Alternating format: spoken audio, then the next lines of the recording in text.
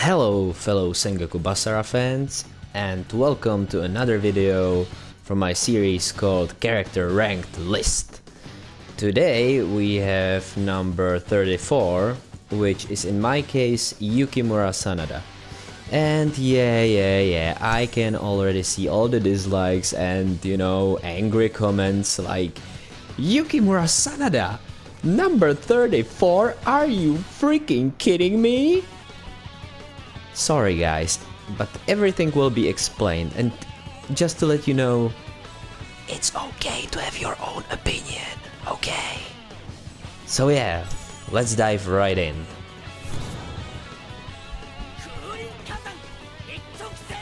So Yukimura's themes are fire, red color, never-ending respect for Oyakata-sama, and a lot of screaming, shouting, and all that stuff. Okay, well, who are you? You're not Sasuke? Well, anyway, so let's talk about Yukimura's appearance. Well, Yukimura is your typical shonen hero. He has those spiky hair, spiky hairstyle, and he's dressed in red. And if I've learned something in my childhood, then it is the fact that whoever wears red is the main character. Like Power Rangers, Bionicle, you name it. Get right. Okay, one thing that I don't like about Yukimura hairstyle is that ponytail. I think it's kinda too much, sometimes it's good to keep things a little bit more simple, I get a feeling like the creators or the designers were like, okay, so we want a guy with the spiky hairstyle. Oh, but we also want somebody with like a ponytail. Damn it. So let's combine it. Oh, and I wanted a bandana. Let's give him a bandana. Okay, let's give him a bandana. Okay. You see what I mean? Like, his hairstyle is a mess. It's too much things at once. Okay, so that's everything about his appearance. I kind of like his jacket. It looks like something out of Shingeki no Kyojin world. So yeah, that's about his appearance. Now let's talk about his character. So Yukimura is again your typical shonen protagonist. He screams and shouts all day, and yeah, he's very energetic. And I'm just puzzled by this. Why is this characteristic so popular? Like, I have an interpretation for this, and it would go something like this. Japanese people in general, they are very polite, kind of quiet, and yeah, they try not to upset anybody. Like, don't try to cause any ruckus in society. That's basically like the golden rule in Japanese society. Be polite, even if it means to, swallow some bitter pill. And, shonen protagonists, they are usually anything but that. They are very loud, they are kinda impolite, and yeah, they speak their mind and cause a lot of ruckus in the society. So I think that it would not be too far-fetched to see them as some kind of it of Japanese society, like it, super ego, all that stuff. Yeah, I think that those guys are basically what typical Japanese guy wants to be like, but is too well behaved and too shy to be like that. So yeah, maybe that's what's so appealing about these characters. Who knows? Okay, so one more thing that I should mention. Why is Yukimura so low on my list? You know, ever since I was a child, for some reason, I didn't like main characters.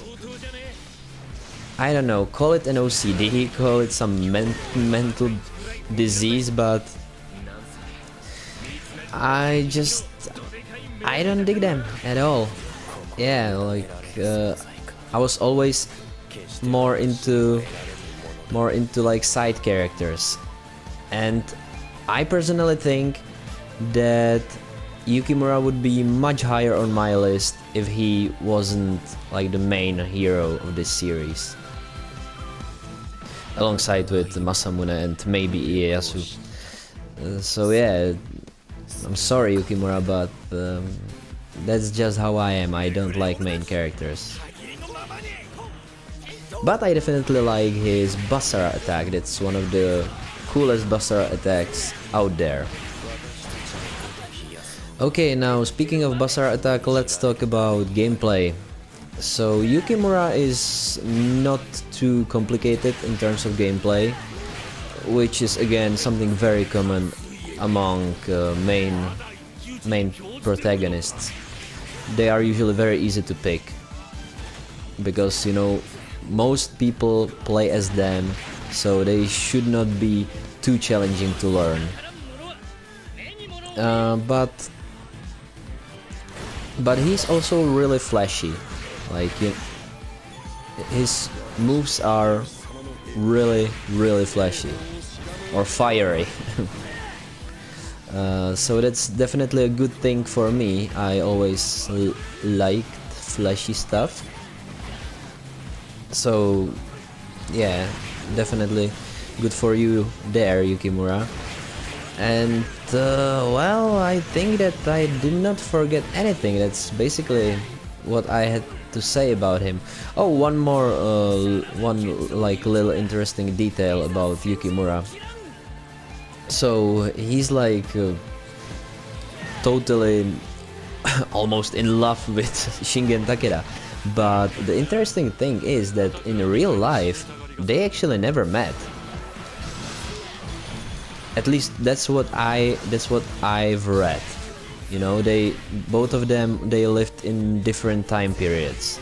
Like not entire different time periods because they are both from Sengoku era, but yeah, I think that Shingen died before Yukimura was born. So that's pretty interesting thing for me, you know. And yeah, it's basically everything from me. So what do you think about Yukimura Sanada? Do you like him? Do you dislike him? Again, tell me what do you think. And yeah, tell me who is your number 34.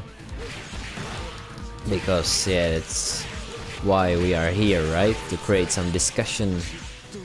And who knows, maybe somebody will notice these videos and they will be like, oh, they are quite popular, so Sengoku Basara is popular even in West, so maybe we should try to publish Sengoku Basara 5 in West also. Maybe give some subtitles to these games, that would be nice, right? Again, I'm daydreaming. Oh, by the way, when we are at this daydreaming, I want to give some shout out to an amazing website called raindropsanddaydreams.co.uk, if I'm not mistaken. Yeah, go check that website out. It helped me a lot.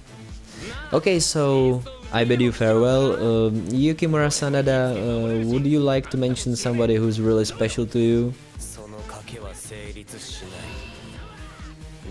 Oh yeah, Kata-san. Okay. That's a shocker. So, goodbye.